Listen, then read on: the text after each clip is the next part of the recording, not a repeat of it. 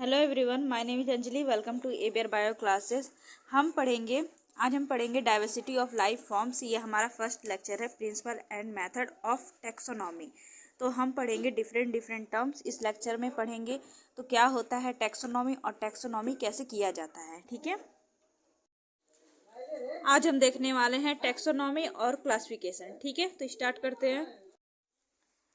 तो सबसे पहले वर्ड आता है हमारा टेक्सोनॉमी, ठीक है। टेक्सोनॉमी क्या होता है? टेक्सोनॉमी एक प्रोसेस है जिसे हम किसी भी ऑर्गेनिज्म को आइडेंटिफाई करते हैं और क्लासिफाई करते हैं, ठीक है। अगर कोई भी एक नया ऑर्गेनिज्म मिला है तो उसकी जो भी कैरेक्टरिस्टिक्स हैं उन्हें दूसरे नॉन स्पीसीज कैरेक्टरिस्टिक के साथ मिलाया जाता है और ग्रुपिंग की जाती है, ठीक है। जिससे उसकी कैरेक्टरिस्टिक सबसे ज्यादा मिलती है उसे उस ग्रुप में डाल दिया जाता है। इस पूरे प्रोसेस को हम क्या कहते हैं? टेक्सोनॉमी कहते हैं, ठीक है। That mean theory of identification and classification, ठीक है। पहचानना और ग्रुपिंग करना मिलकर बनाता है टेक्सोनॉमी। उसके बाद आता है सिस्टमैटिक। सिस्टमैटिक क्या है? जब हम ऑर्गेनिज्म को स्टडी करते हैं, हमने पहचान लिया, ग्रुपिंग कर दी, अब हम इस ऑर्गेनिज्म को स्टडी करते हैं, ठीक है। जब हम उसे इन डिटेल स्टडी करते हैं, उसके एंसेस्टर को स्टडी करते हैं, उसको इवोल्यूशन को स्टडी करते हैं, उसे हम कहते हैं सिस्टमैटिक, ठीक है। What is systematic? Study of kind diversity of organism, phylogenetic relationship among them, ठीक है। Study of kind diversity of organism and phylogenetic relationship among them, ठीक है। जो भी ऑर्गेनिज्म है उन्हें समझना, उनको क्लासिफाई करना, उनके बीच में जब इवोल्यूशनरी रिलेशनशिप निकाला जाता है उसे सिस्टमैटिक कहा जाता है, ठीक है। फिनोन क्या है? Different form, phenotype, different form और फिनोटाइप दैट में occur with in a single population, ठीक है। एक ही पॉपुलेशन में जो अलग अलग फिनोटाइप हैं उन्हें फिनोन कहते हैं। फॉर एग्जाम्पल, हम सभी ह्यूमन बीइंग में स्किन कलर एक जीन है, ठीक है। स्किन कलर एक जीन है, स्किन कलर एक कैरेक्टर है, लेकिन क्या हम सभी का स्किन कलर सेम है? नहीं, अलग अलग स्किन कलर हैं। कोई डार्क है, कोई लाइट है, ठीक है। कोई व्हाइटिश कलर है, कोई फेयर कलर है, ठीक है। तो ये डिफरेंट फिनोटाइप हैं, ठीक है, जो एक ही पॉपुलेशन में देखने को मिलती है एंड इन्हें हम कहते हैं फिनोन, ठीक है। इन्हें क्या कहते हैं? फिनोन कहते हैं, ठीक है। फिनोन के बाद आता है टैक्सोन। टैक्सोन क्या है? टैक्सोन है rank assigned to a particular category, ठीक है। जब आपने एक ऑर्गेनिज्म को आइडेंटिफाई कर लिया, ठीक है, अब आपने जब पार्टिकुलर रैंक दी उसे हम कहते हैं टैक्सोन, ठीक है। जब आपने एक ऑर्गेनिज्म को आइडेंटिफाई कर लिया, ठीक है, अब आपने जब पार्टिकुलर रैंक दी उसे हम कहते हैं टैक्सोन, ठीक है। Rank assign to a particular category, ठीक है। आगे देखते हैं history of taxonomy, taxonomy concept, ठीक है। तो सबसे पहले लिनियंस ने 1735 में टू सिस्टम क्लासिफिकेशन दिया था, ठीक है, जहां पर इन्होंने ऑर्गेनिज्म को डिवाइड किया था एलिमेनिया और एनिमेलिया और वेजिटेबलिया में, ठीक है। हैगल्स ने 1866 में थ्री सिस्टम क्लासिफिकेशन दिया था, जहां पर इन्होंने ऑर्गेनिज्म को डिवाइड किया था प्रोटिस्टा, प्लेंटी और एनिमेलिया में, ठीक है। उसके बाद कॉपलैंड ने 1956 में फोर्थ सिस्टम क्लासिफिकेशन दिया था, जहां पर इन्होंने ऑर्गेनिज्म को डिवाइड किया था मोनेरा, प्रोटिस्टा, प्लेंटी और एनिमेलिया में, ठीक है। उसके बाद विटकर ने 1969 में फाइव सिस्टम क्लासिफिकेशन दिया था, जहां पर इन्होंने ऑर्गेनिज्म को मोनेरा, फंजाई और प्रोटिस्टा, प्लेंटी और एनिमेलिया में डिवाइड किया था, ठीक है। उसके बाद ब्रूज एट ऑल ने 1977 में फाइव सिस्टम क्लासिफिकेशन दिया था, जिन्होंने ऑर्गेनिज्म को eubacteria, archaea, protista, fungi, plantae, एल्यूमिनियम में डिवाइड किया था। ठीक है,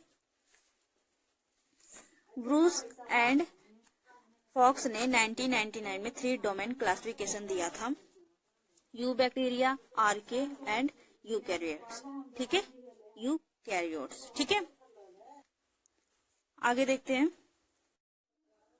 थोड़ा और आगे बढ़ते हैं तो क्लासिफिकेशन को समझना है और क्लासिफिकेशन के डिफरेंसेस को भी समझेंगे। तो सबसे पहले प्रोसेस ऑफ क्लासिफिकेशन इंक्लूडेड।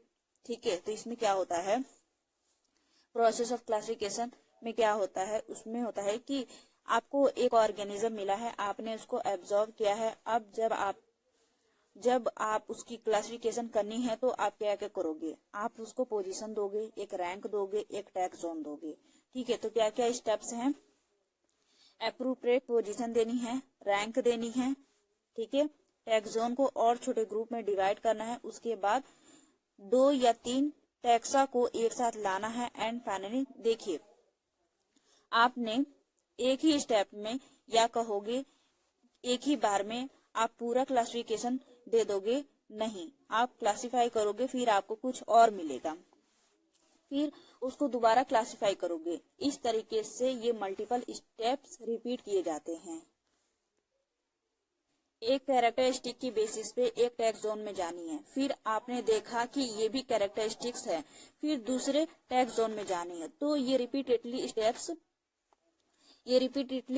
उस स्टेप्स को किए जाते हैं एंड अल्टीमेटली फाइनली पोजीशन जो है आपको दी जाती है। ठीक है, एक फाइनली पोजीशन आपको दी जाती है। ठीक है,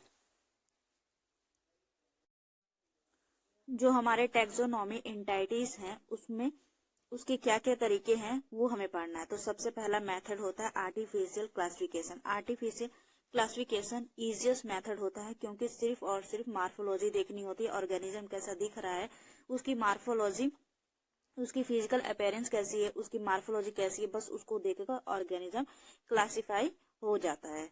ठीक है, जो सबसे इजिएस्ट मेथड होता है। इजिली ऑब्जर्वेबल कैरेक्टर सर्च as habit, colour, number, form और सिमिलर फीचर्स को देखकर और हो जाता है। एग्जाम्पल है सेक्सुअल सिस्टम ऑफ लिनियंस। ठीक है, जिन्होंने सिर्फ और सिर्फ स्टैमेन के नंबर के बेसिस पे फ्लावरिंग प्लांट को क्लासिफाई किया था। जो आर्टिफिशियल क्लासिफिकेशन का एग्जाम्पल है Linnaeus's classification of sexual system of classification. ठीक है, नेचुरल क्लासिफिकेशन। ठीक है, नेचुरल क्लासिफिकेशन में आपको सब कुछ देखना है, कंप्लीट मार्फोलॉजी। पहले वाले में आप हैबिट देख रहे थे, छोटी छोटी चीजों को देख रहे थे, अब आपको कंप्लीट मार्फोलॉजी देखनी है। एक एक सिंगल एलिमेंट जो आपको किसी ऑर्गेनिज्म में दिख रहा है उसको अच्छे से एब्जॉर्ब करना है, उसकी फिजिकल अपीयरेंस को अच्छे से एब्जॉर्ब करना है and then you are going to classify. ठीक है, overall similarity in grouping taxa, a concept initiated by M. Addison and culminating in the extensively used classification of Wenther and Hooker. Natural system of the 18th and 19th century used morphology in delimiting the overall similarity. पूरी similarity को समझने के लिए पूरी morphology utilisation किया जाता था। ठीक है, The concept of overall similarity has undergone considerable refinement in recent years.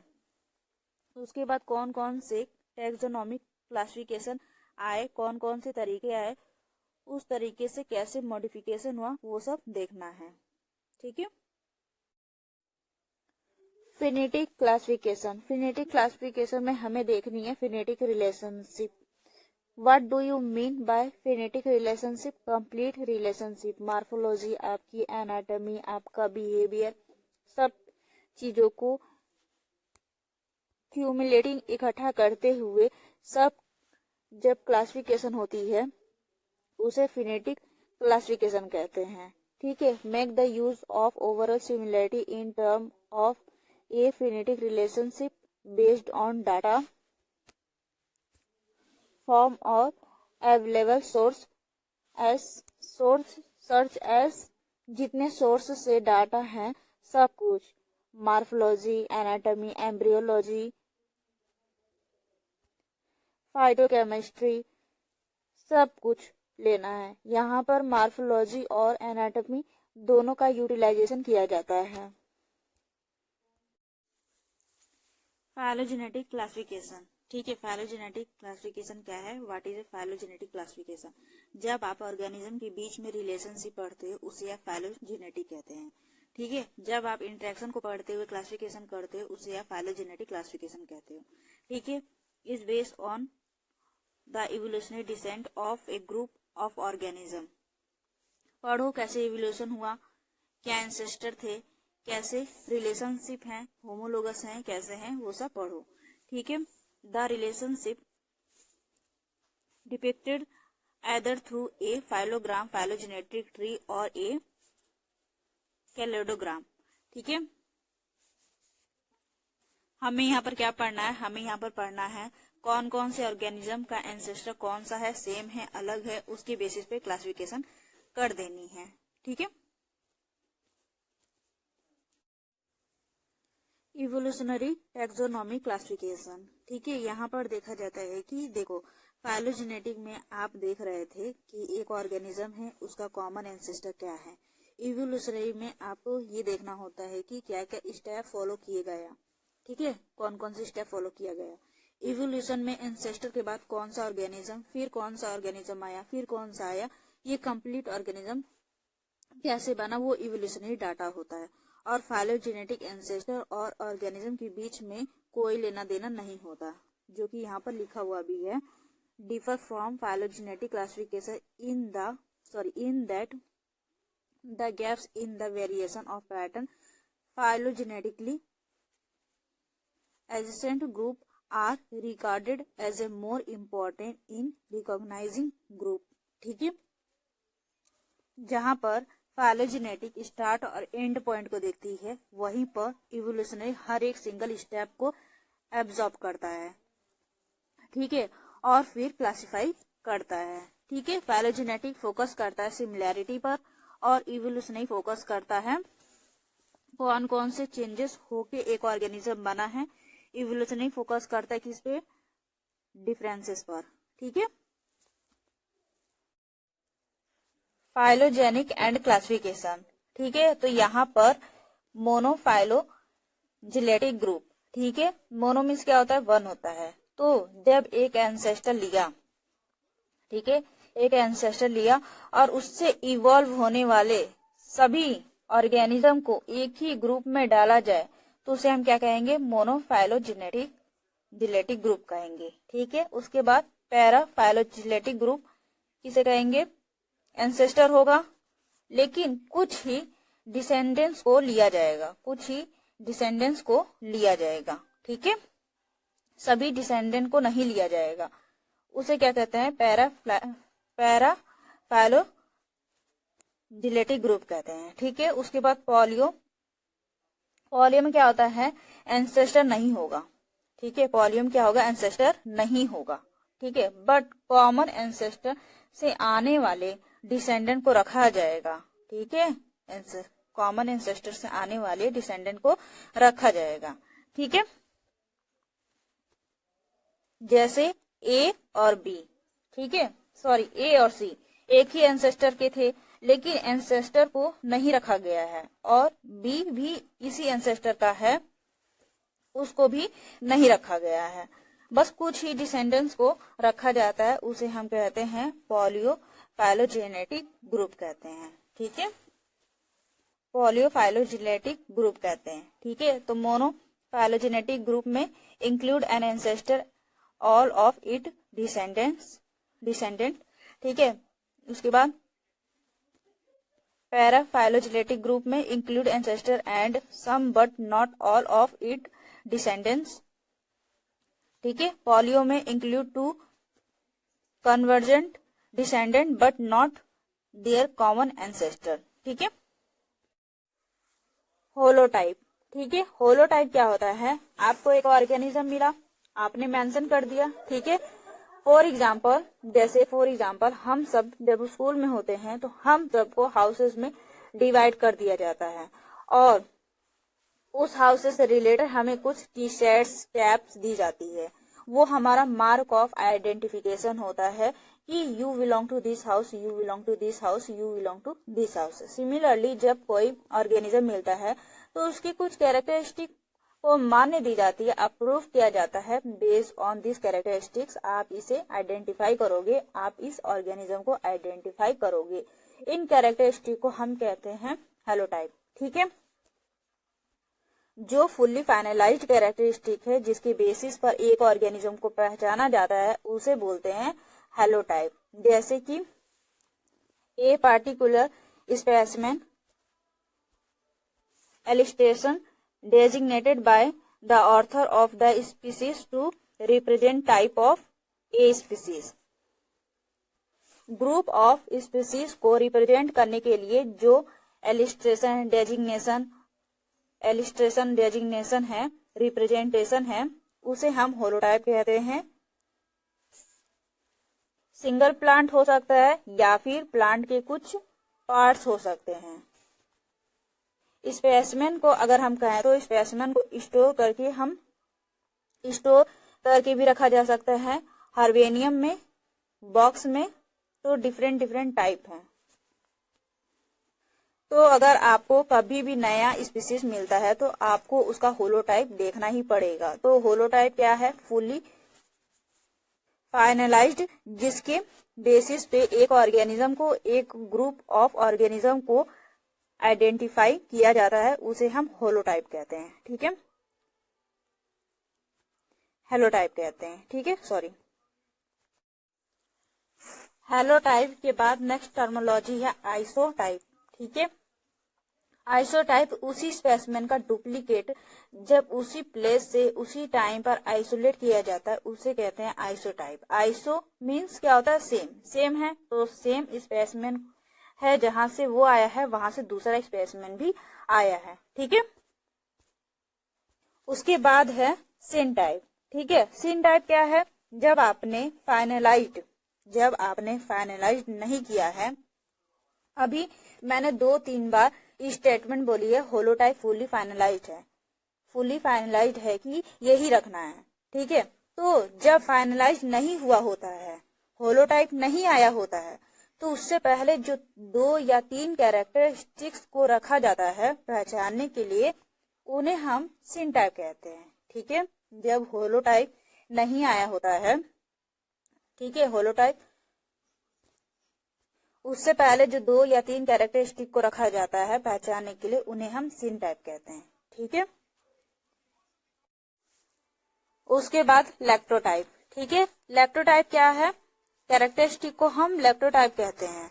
ठीक है, a specimen or any other element selected from the original material cited by the author when no holotype was originally selected or when it is no longer exist. ठीक है, तो जो भी characteristic को, जो भी एलिमेंट्स को, देखो ध्यान से समझना, कैरेक्टरिस्टिक्स अलग है, एलिमेंट्स अलग है। एलिमेंट्स मीन्स पार्ट्स, तो जो पार्ट सिलेक्ट किया गया है पहचानने के लिए उसे हम लैक्टोटाइप कहते हैं। ठीक है, उसके बाद है नियोटाइप। नियोटाइप क्या है? नोमेनक्लेचर के लिए यूज किए जाने वाली जो भी इलिस्ट्रेशन है, रिप्रेजेंटेशन है, उसे नियोटाइप कहते हैं। ठीक है, अलग अलग चीजें हैं, कैरेक्टरिस्टिक आइडेंटिफाई करते हैं। सिनटाइप आप कहोगे काम चलाओ, जब तक हेलोटाइप फाइनलाइज्ड नहीं होता है तब तक सिनटाइप से काम चलाओ। लैक्टोटाइप क्या है? वो पार्ट है जो यूज किया जाता है, उसे लैक्टोटाइप बोलेंगे। ठीक है, नियोटाइप क्या है? नियोटाइप जब नोमेनक्लेचर करने के लिए जो पार्ट यूज किया जाता है उसे नियोटाइप कहते हैं। ठीक है, तो अभी बताया था क्लासिफिकेशन देखनी है बैक्टीरिया, आर्के और यूकेरियोट्स में। ठीक है, मेम्ब्रेन इंक्लोज न्यूक्लियस बैक्टीरिया में एब्सेंट होता है, आर्के में एब्सेंट होता है और यूकेरियोट्स में प्रेजेंट होता है। मेम्ब्रेन इंक्लोज ऑर्गेनेल जो होता है बैक्टीरिया में एब्सेंट होता है, ठीक है, आर्के में भी एब्सेंट होता है और यूकेरियोट्स में प्रेजेंट होता है। ठीक है, पेप्टाइड ग्लाइकोन इन सेल वॉल जो होता है वो बैक्टीरिया में प्रेजेंट होता है, आर्के में एब्सेंट होता है और यूकेरियोट्स में एब्सेंट होता है। मेम्ब्रेन लिपिड्स होता है, एस्टर लिंकेड अनब्रांचेड होता है बैक्टीरिया में, ईथर लिंकेड ब्रांचेड होता है आर्के में, ईथर लिंकेड अनब्रांचेड होता है यूकेरियोट्स में। ठीक है, राइबोसोम जो होता है 70S होता है बैक्टीरिया में, 70S होता है आर्के में, 80S होता है यूकेरियोट्स में। ठीक है, इनिशिएटेड टीआरएनए जो होता है वो फॉर्माइन मिथेलिन बैक्टीरिया में होता है, मिथोनिन जो होता है आर्के में होता है और यूकेरियोट्स में मिथोनिन होता है। ठीक है, ऑपरॉन जो होता है वो बैक्टीरिया में होता है, आर्के में भी होता है और यूकेरियोट्स में नहीं होता। ठीक है, प्लाज्मिड जो होता है बैक्टीरिया में होता है, आर्के में होता है और यूकेरियोट्स में रेयर होता है। ठीक है, आरएनए पॉलीमरेज जो होता है वो बैक्टीरिया में 1 होता है, आर्के में भी 1 होता है और यूकेरियोट्स में 3 होता है। ठीक है, राइबोसोम सेंसिटिव होता है क्रोमोफेनिकोल से। ठीक है, बैक्टीरिया में होता है, आर्के में नहीं होता और यूकेरियोट्स में नहीं होता।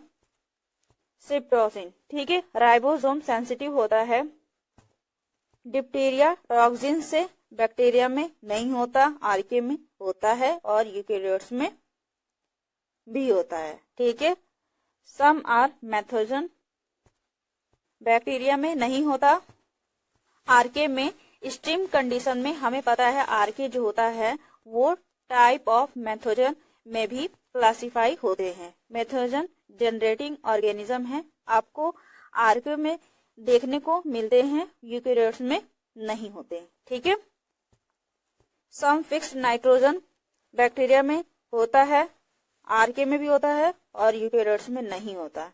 ठीक है, क्लोरोफिल बेस्ड फोटोसिंथेसिस बैक्टीरिया में होता है, आर्के में नहीं होता, यूकेरियोट्स में होता है। ठीक है, आगे बढ़ते हैं। अगला है स्पीसीज कॉन्सेप्ट। ठीक है, तो टिपिकली स्पीसीज कॉन्सेप्ट क्या कहता है, स्पीसीज जो है वो मार्फोलॉजी पर डिपेंडेंट है। ठीक है, दैट मीन्स अगर हमें स्पीसीज को क्लासिफाई करना है, स्पीसीज को अलग अलग करना है, डिस्ट्रीब्यूट करना है, क्लासिफाई करना है, तो हमें उनकी मार्फोलॉजी देखनी चाहिए। यूनिवर्सल है, नेचर में देखा जाता है। ठीक है, नॉर्मनलिस्टिक स्पीसीज कॉन्सेप्ट जो होता है वो फ्रेंच साइंटिस्ट ऑकम ने दिया था, जिन्होंने कहा था कि कोई स्पीसीज नहीं है, कोई ग्रुप नहीं होता है, हर एक इंडिविजुअल अलग है, सबको अलग अलग कंसीडर करना चाहिए, आपको ग्रुपिंग नहीं करनी चाहिए। ठीक है, उसके बाद बायोलॉजिकल स्पीसीज कॉन्सेप्ट कहता है कि वो ऑर्गेनिज्म जो आपस में रिप्रोड्यूस कर सके, इंटरब्रीड कर सकते हैं, उन सबको एक ग्रुप में रखना चाहिए and that group should be known as species. ठीक है, a species is a group of individual capable of interbreeding isolated from सर्च अदर ग्रुप। ठीक है, जो आपस में इंटरब्रीड कर सकते हैं वो एक ग्रुप, जो आपस में कर सकते हैं वो दूसरा ग्रुप, जो आपस में इंटरब्रीड नहीं कर सकते उन्हें 2 अलग अलग स्पीसीज में क्लासिफाई करना चाहिए। ठीक है, तो स्पीसीज क्या है, रिप्रोडक्टिव कम्युनिटी है। ठीक है, रिप्रोडक्टिव कम्युनिटी होती है, इकोलॉजिकल यूनिट्स होती है, इकोसिस्टम में प्रिवेल करती है, और जेनेटिक यूनिट है, जिसके पास जीनोम है, जिसके पास जेनेटिक मटेरियल है, जिसके पास फंक्शनिंग है। एक गैमेटो स्पीसीज, ठीक है, एक गैमेटो स्पीसीज विदाउट गैमेट, तो ऐसे स्पीसीज जो गैमेट नहीं बनाते हैं। ठीक है, गैमेटो स्पीसीज जो सेक्सुअली रिप्रोड्यूस करते हैं और गैमेट्स बनाते हैं। सिंक्रोनिक स्पीसीज जो सेम टाइम पर इवॉल्व हुए हैं। ठीक है, जो सेम टाइम पर इवॉल्व हुए हैं। एक क्रोनिक स्पीसीज जो डिफरेंट टाइम पर इवॉल्व हुए हैं। ठीक है, एक क्रोनिक स्पीसीज जो डिफरेंट टाइम पर इवॉल्व हुए हैं। ठीक है, प्लेटोनिकल स्पीसीज ऐसे स्पीसीज जिसके सिर्फ और सिर्फ फॉसिल्स अवेलेबल हैं उन्हें प्लेटोनिकल स्पीसीज कहते हैं। ठीक है, नियोटॉनिकल स्पीसीज जिनके लिविंग फॉर्म है जैसे हम, नियोटिकल है, हम लिविंग फॉर्म में प्रेजेंट है। सब स्पीसीज के अंदर अलग अलग ग्रुप बनाया गया है, that is your sub species. ठीक है, मोनोटिपिक स्पीसीज जिसका एक ही टाइप प्रेजेंट है उन्हें मोनोटिपिक स्पीसीज कहते हैं। ठीक है, पॉलियोटिपिक स्पीसीज जिनके बहुत सारे अलग अलग टाइप अवेलेबल हैं उन्हें पॉलियोटिपिक स्पीसीज कहते हैं। रेस क्या है? Local population with in sub species, that is species में भी सब स्पीसीज, उसमें से भी ऐसे स्पीसीज, ऐसे ऑर्गेनिज्म जो एक ही जगह पर मिल रहे हैं, लोकल एरिया में मिल रहे हैं, एक पार्टिकुलर एरिया में मिल रहे हैं, उन्हें हम रेस कहते हैं। ठीक है, क्लासिफिकेशन कर लिया तो नाम भी देना पड़ेगा। सो बायनोमियल नोमेनक्लेचर किसने दिया था? गैस्फोर्ड और ब्यूमेन ने दिया था। सी लिनियंस ने इसे कॉन्स्टिट्यूट किया था, बनाया था, और इन्होंने स्पीसीज को क्लासिफाई किया था जीनस और स्पीसीज में। Homo sapiens that is your binomial nomenclature. ठीक है, ट्राइनोमियल नोमेनक्लेचर में 3 चीजें हैं। हैक्सले और स्टिकीलैंड का ये क्लासिफिकेशन है। जीन, स्पीसीज और सब स्पीसीज 3 चीजें लिए जाएंगे। ठीक है,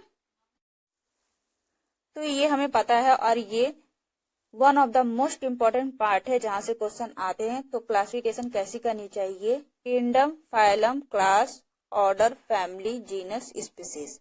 ठीक है, फाइलम को हम डिवीजन भी बोलते हैं और ये इसे याद करने का तरीका है के D complete order for general species. ठीक है, विटकर्स के 5 सिस्टम क्लासिफिकेशन है ये। ठीक है, मोनेरा, प्रोटिस्टा, फंजाई, प्लांटी और एनिमिलिया। ठीक है, तो सबसे पहले एनिमिलिया को देखते हैं। तो मीजोआ, प्रोजोआ और यूमेटोजोआ में हम इसे क्लासिफाई करते हैं। ठीक है, इमेटोजोआ को रेडिएटा और बायलेट्रिया में। ठीक है, रेडिएटा को सिलेंट्रेटा और टीनियोफोरा में। ठीक है, बायलेट्रिया को प्रोस्ट्रोमिया और डिटोस्ट्रोमिया में। ठीक है, प्रोस्ट्रोमिया को एसिलोमेटा, सीडोसिलोमेटा और यूसिलोमेटा में। ठीक है, उसके बाद डिटोस्ट्रोमिया को इकाइनोडर्मेटा, हेमिकॉर्डेट्स और कॉर्डेट्स में। ठीक है, तो जब हम इनकी कैरेक्टरिस्टिक को पढ़ेंगे तो और अच्छे से समझेंगे। ठीक है, जब हम इनकी कैरेक्टरिस्टिक को पढ़ेंगे तो और आसान हो जाएगा हमारे लिए ये। सबसे पहले एनिमिलिया को देखते हैं। तो इन टोटल 1.5 मिलियन स्पीसीज का ये एक किंगडम है जिसमें 5% vertebrate, 1.2 million invertebrate, 1 million arthropod, 50,000 protozoans, 5,000 sponges, 11,000 coelenterate, 12,000 nematode और 87,000 एनिलिडा, 55,000 मोलस्का और 6,000 इसमें इकाइनोडर्मेटा है। ठीक है, प्रोटोजोआ को देखे तो प्रोटोप्लाज्मिक लेवल ऑफ ऑर्गेनाइजेशन है। ठीक है, प्रोटोजोआ में प्रोटोप्लाज्मिक लेवल ऑफ ऑर्गेनाइजेशन है। ठीक है, इसका मतलब प्रोटोप्लाज्मिक लेवल का मतलब क्या होता है? All the function of organism are confined in one cells. ठीक है, जो भी फंक्शंस है वो सिर्फ और सिर्फ एक ही सेल्स के अंदर कन्फाइन हो जाए, डिस्ट्रीब्यूट हो जाए, उसे हम क्या कहते हैं? प्रोटोजोआ कहते हैं। ठीक है, एग्जाम्पल है amoeba. Amoeba is a protoplasmic organism. ठीक है, उसके बाद porifera, cellular, porifera is a cellular, coelenterate, cell tissue, helminthes tissue organs, annelida organ, and finally arthropod जो है organ system classification. Organ system classification है। आर्थ्रोपोड के बाद जो भी सारे हैं वो ऑर्गन सिस्टम क्लासिफिकेशन पर काम करते हैं। ठीक है, सबसे पहले हम देखते हैं ग्रेड ऑफ ऑर्गेनाइजेशन। ठीक है, ट्रिवेरिया, ठीक है, ट्रिमेटोडा, सिस्टोडा। ठीक है, ट्रिवेरिया जो होती है वो हाई कैपेसिटी ऑफ रीजनरेशन, ट्रिमेटोडा में पैरासिटिक होते हैं ये, असिस्टोडा एंडोपैरासिटिक होते हैं। ठीक है, ये फ्री लिविंग कार्निवोरस है, नो सिगमेंटेशन है, इसमें भी सिगमेंट नहीं होता, और ये सीडो सिगमेंटेशन है। ठीक है, उसके बाद डाइजेस्टिव सिस्टम प्रेजेंट होता है ट्रिवेरिया में, ट्रिमेटोडा में डाइजेस्टिव सिस्टम प्रेजेंट होता है, और सिस्टोडा में डाइजेस्टिव सिस्टम एब्सेंट होता है। ठीक है, अब यहाँ पर डेवलपमेंट जो होता है ट्रिवेरिया में डायरेक्ट होता है। ठीक है, ट्रिमेटोडा में डायरेक्ट और इनडायरेक्ट दोनों होता है डेवलपमेंट। ठीक है, डायरेक्ट होता है तो एक्टोपैरासिटिक डायरेक्ट डेवलपमेंट शो करती है तो एक्टोपैरासाइट्स होते हैं, और इनडायरेक्ट डेवलपमेंट शो करती है तो एंडोपैरासाइट शो करते हैं। ठीक है, सिस्टोडा में इनडायरेक्ट डेवलपमेंट होता है। अब डायरेक्ट डेवलपमेंट और इनडायरेक्ट डेवलपमेंट का मतलब क्या होता है कि कोई भी लार्वा स्टेज नहीं होता है। ठीक है, अगर एम्ब्रियो और कंप्लीट ऑर्गेनिज्म के बीच में कोई भी लार्वा स्टेज नहीं होती तो उसे डायरेक्ट डेवलपमेंट कहते हैं। ठीक है, अगर लार्वा स्टेज होती है तो उसे इनडायरेक्ट डेवलपमेंट कहते हैं। ठीक है, ट्रिवेरिया का एग्जाम्पल है प्लेनेरिया, माइक्रोस्टोटम, इकाइथोफेगा। ठीक है, ट्रिमेटोडा का एग्जाम्पल है फैसियोला, सिस्टोमा। ठीक है, सिस्टोडा का एग्जाम्पल है टीनिया सोलियम, इकाइनोकोकस। ठीक है,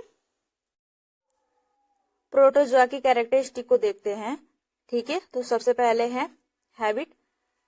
ठीक है, हैबिट की बात करें तो ये सोलेंट्री भी हो सकते हैं, कॉलोनियल भी हो सकते हैं, फ्री लिविंग भी हो सकते हैं, पैरासिटिक भी हो सकते हैं, मतलब डिफरेंट फॉर्म के हैबिटेट को फॉलो करते हैं, अलग अलग हैबिटेट में भी रहते हैं।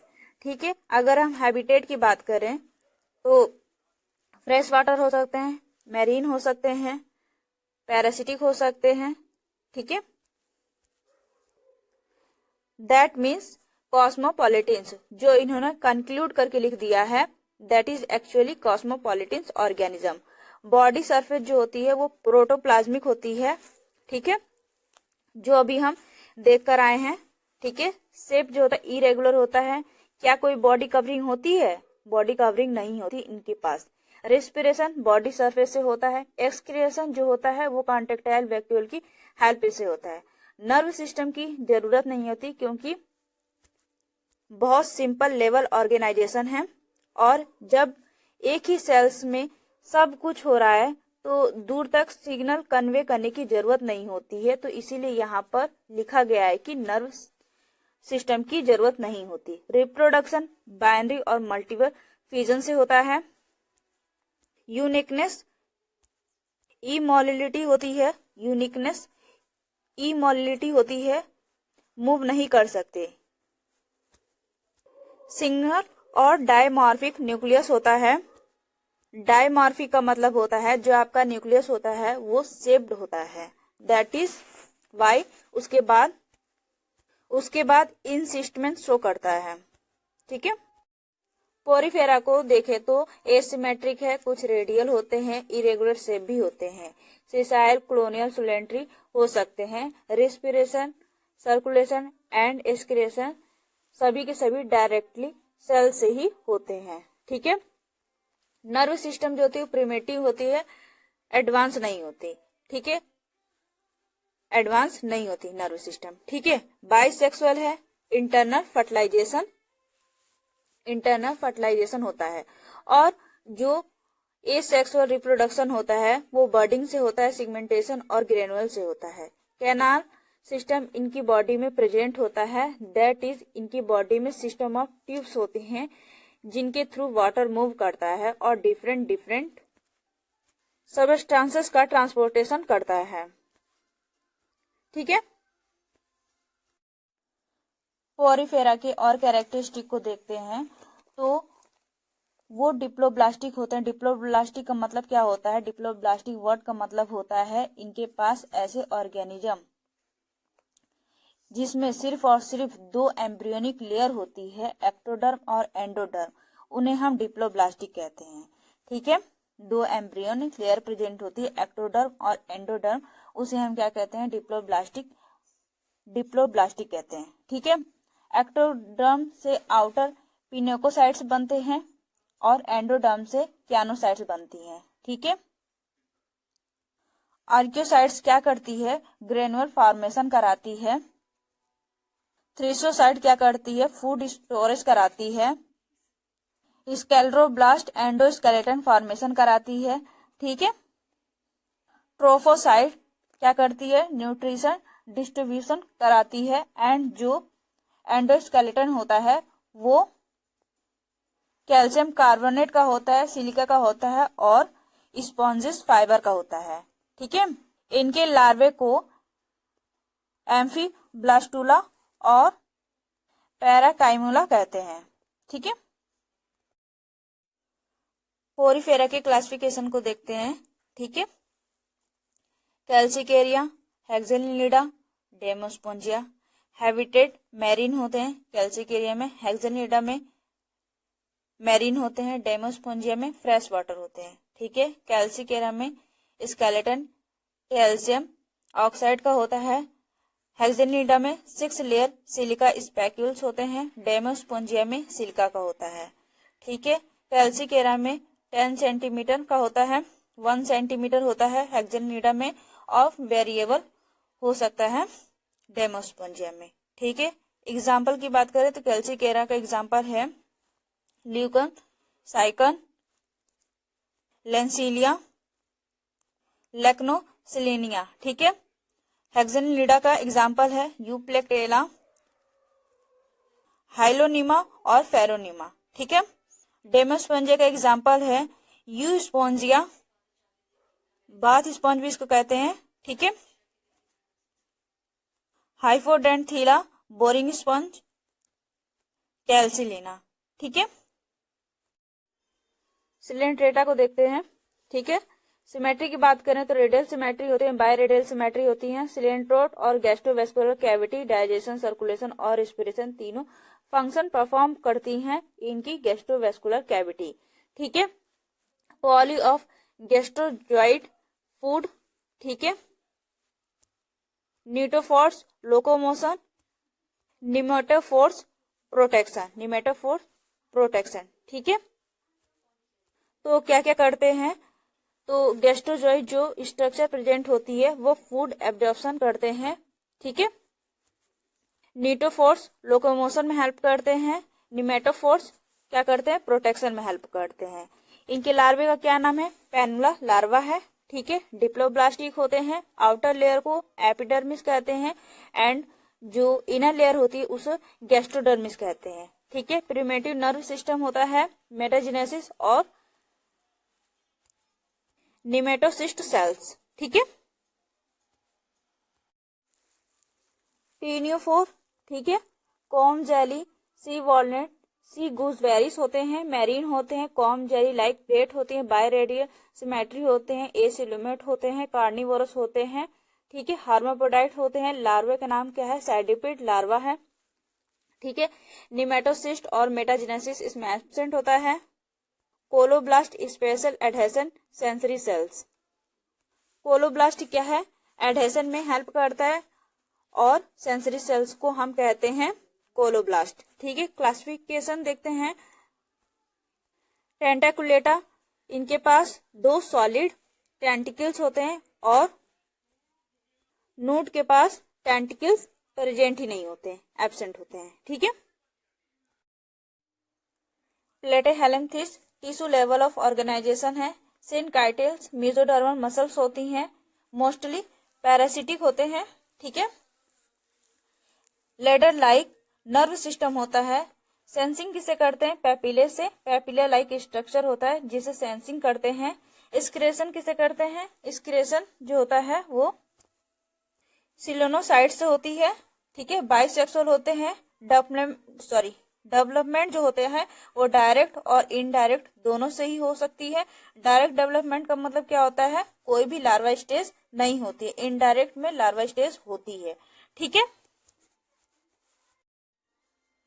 Nematodes, threadworm, roundworm, microscopic organ system, syncytials, epidermis, triploblastic unsegment bilateral, mouth at a tip, fixed number of cells, sexual dimorphism, स्यूडोसिला।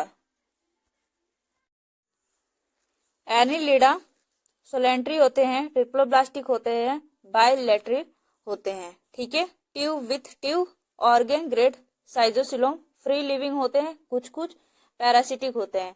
Well development digestive system, respiratory system. Circulation skin के through करते हैं। Excretion मेटाकिफिडा, nerve system, ring form की ganglia होती है, ठीक है। उसके बाद क्लीवेज स्पाइरल होती है। टर्मिनेट मेटामेरिक सिगमेंटेशन, ठीक है। आर्थ्रोपोडा ट्रिप्लोब्लास्टिक होती है, बायलैटरल सिमेट्री होती है, ठीक है। मेटामेरिक सिगमेंटेशन होती है, मसल स्ट्रेटेड होती है। Cuticle is a made of chitin without cilia और flagella, jointed appendages, respiration, trachea, book lung और बुक बॉडी वाल, ठीक है। एक्सक्रीशन के लिए मार्फिलेजियन ट्यूब होती है, ग्रीन ग्लैंड होती है, कॉक्सल ग्लैंड होती है। सर्कुलेशन ओपन हीमोसील के थ्रू होते हैं, हीमोलिम्फ होती हैं, ठीक है। नर्व सिस्टम में nerve ring, ventral double nerve code होती हैं। डेवलपमेंट जो है वो डायरेक्ट और इनडायरेक्ट हो सकती है, ठीक है। ये आर्थ्रोपोड का क्लासिफिकेशन है, ठीक है। ट्राइलोबिटा, सैलिस्ट्रेटा, मेडिब्लोटा, पेंटाप्लेस्टोमिडा, माइडिग्रेडा और ऑर्क्योफोरा, ठीक है। फर्दर क्लासिफिकेशन है, आगे देखते हैं। कोरल का नाम देखते हैं, ठीक है, ये इंपॉर्टेंट है। एल्काइनियम डेड मैन फिंगर्स, ठीक है। Astraea star coral, Fungia mushroom corals, Corallium red corals, Heliopora blue corals, Gorgonia sea fan, Pennatula sea pen, Renilla sea pansy, Tubipora, organ pipe coral, Oculina eye corals, ठीक है। Insect 75%, insect जो है 75% है। हेक्सोपोडा, हेक्सोपोडा क्यों कहते हैं? क्योंकि इनके पास 6 लेग होती हैं जो ऑर्गेनाइज्ड होती हैं 3 पेयर में, ठीक है। 1 pair of compound eyes antenna, 1 to 2 pair wings होती हैं, ठीक है। मार्फेलेजियन ट्यूब्स, यूनिकोटैलिक, ठीक है। यूनिसेक्सुअल, सेंट्रोलिथल एग्स, ठीक है। लार्वा, ठीक है। कटरपिलर सिल्क वर्म के लार्वे का नाम है, ठीक है। कर्व हनीबी के लार्वे का नाम है, ठीक है। मैगॉड हाउस फ्लाई के लार्वे का नाम है, ठीक है। रिगल मॉस्किटो के लार्वे का नाम है टम्बलर प्यूपा ऑफ मॉस्किटो, ठीक है। मोलस्क, ठीक है। सॉफ्ट सिलेटेड एसिमेट्रिक बाइलेट्रिक बॉडी, ठीक है। बॉडी डिविजिबल होती है head, foot and visceral mass mental में, ठीक है। मेंटल सिक्रेटेड सेल, सेल किसका बना होता है? सेल्स बना होता है कैल्शियम कार्बोनेट और कॉन्क्लिडियन प्रोटीन का, ठीक है। अनसेप्ड alimentary canal, body cavity, haemocoels, kidney, organ of Bojanus, ठीक है। Organ of Bojanus, Keber's gland, ठीक है। गिल्स और ctenidia, 4 pair of ganglia, balancing organ, statocyst olfactory organ osphradium, ठीक है। Radula chewing organ larva, veliger, glochidium और trochophore, ठीक है। उसके बाद फर्दर क्लासिफिकेशन है, ये है, ठीक है। ये मोनोप्लेकोफोरा है, मोस्टली फॉसिल्स हैं, ये डोम शेप्ड होते हैं, बायलैटरल सिमेट्री होते हैं, ठीक है। फुट ब्रॉड एंड फ्लैट होती है, ठीक है। मेंटल रेडुला प्रेजेंट होती है, ठीक है। इसका एग्जांपल है न्यूपीलिया, ठीक है। प्लेकोफोरा वर्म लाइक बायलैटरल सिमेट्री होते हैं, मेंटल इसमें एब्सेंट होता है, ठीक है। पॉलियोप्लेकोफोरा एम्फिनियोफोरा, ठीक है। Elongate body and reduce head, foot venter larger muscular, mantle present absent long reduce, ठीक है। Scaphopoda body within a tubular shells, head and eyes absent, mouth and tentacles, foot cylindrical conical, no gills, ठीक है। Gastropod snail और slug को constitute करता है, spiral coiled shell होता है, so torsion of body, head well develop, eye and tentacles, foot larger and flat, shell present absent, ठीक है। प्लेकपेडा बायलैटरल सिमेट्री, 2 वॉल्स प्रेजेंट होते हैं, body flat on lateral side, body flat and lateral shaped, ठीक है। Foot plug shaped, ठीक है। Radula absent होता है। सिफेलोपोडा, ठीक है, मोस्ट डेवलप्ड मोलस्क है, एंडोस्केलेटन कार्टिलेज का बना होता है, बायलैटरल सिमेट्रिकल होता है, ठीक है। हेक्साहेलेंट लोकोमोशन के लिए काम करता है, ठीक है। कोई भी सेल्स नहीं होती, मेंटल लेयर जो होती है वो थिक होती है, मस्कुलर होती है। रेडुला प्रेजेंट होता है, लार्वा एब्सेंट होता है, ठीक है। इंक ग्लैंड प्रेजेंट होता है फॉर प्रोटेक्शन, ठीक है। इकाइनोडर्मेटा मैरीन होता है, हैंडलेस होता है, ब्रेनलेस होता है, ऑर्गेनिज्म होता है, बॉडी रफ होती है, लेदरी होती है, अनसिगमेंटेड होती है, पेडिक्लेरिया ऑर्गेन ऑफ डिफेंस होती है, ठीक है। इंटेरोसिलेस सिलोम होती है, सिलिएटेड सिलोम होती है, वाटर वेस्कुलर सिस्टम लोकोमोशन में हेल्प करती है, respiration branched tube feet, very high regeneration power और यूनिसेक्सुअल एक्सटर्नल फर्टिलाइजेशन शो करती है, ठीक है। उसके बाद यूनिसेक्सुअल एक्सटर्नल फर्टिलाइजेशन शो करती है। उसके बाद क्लासिफिकेशन देख लेते हैं। पेडिक्लेरिया ऑर्गेन ऑफ डिफेंस, ठीक है, organ of defence. Enterocoelous coelom ciliated water vascular system locomotion, ठीक है। Respiration branches tube feet, very high regeneration power, unisexual external fertilisation, no parasitic और माइक्रोस्कोपिक फॉर्म, ठीक है। लार्वे का नाम क्या है?